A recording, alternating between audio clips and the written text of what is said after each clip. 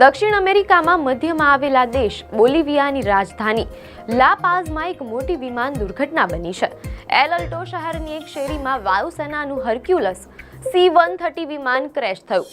આ દુર્ઘટનામાં આશરે 15 લોકોના મોત થયા છે અને 30 જેટલા લોકો ઘાયલ થયા હોવાના અહેવાલો છે. ઘાયલોની હોસ્પિટલમાં સારવાર ચાલી રહી છે અને મૃતદેહોને પોસ્ટમોર્ટમ માટે મોકલવામાં આવ્યા છે.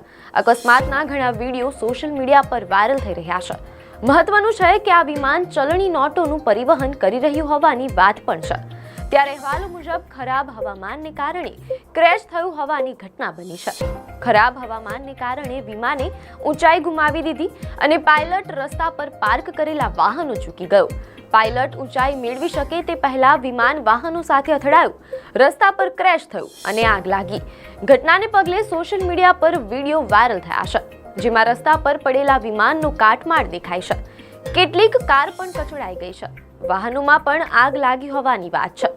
સૌથી અગત્યની અને ગંભીર કહી શકાય તેવી વાત હતી કે રસ્તા પર નોટો વિખેરાઈ ગઈ હતી. ત્યારે ઘટના સ્થળે ભેગા થયેલા ટોળાને વિખેરવા માટે પાણીનો મારો ચલાવ્યો હતો. અકસ્માતને કારણે એલ અલ્ટો આંતરરાષ્ટ્રીય વિમાન મથક અસ્થાયી રૂપે બંધ કરવામાં આવ્યું છે. સ્થાનિક મીડિયા અહેવાલ આપે છે કે અકસ્માત સાંજે 6 વાગ્યાની આસપાસ થયો હતો. ત્યારે ખરાબ હવામાનને કારણે વિમાન લેન્ડિંગ માટે ઉતર્યું હતું, પરંતુ વધુ પડતા ઉતરાણને કારણે તે એરપોર્ટની સીમા જાળી તોડીને રસ્તા પર તૂટી પડ્યું. વિમાન અનેક વાહનો સાથે અથડાયું હતું. મહત્વનું છે કે અહેવાલો મુજબ અકસ્માત અંગે સરકાર દ્વારા કોઈ સત્તાવાર નિવેદન જારી કરવામાં આવ્યું નથી. આવી જ ન્યૂઝ અપડેટ માટે ધ લોકસત્તા પેજને ફોલો કરો.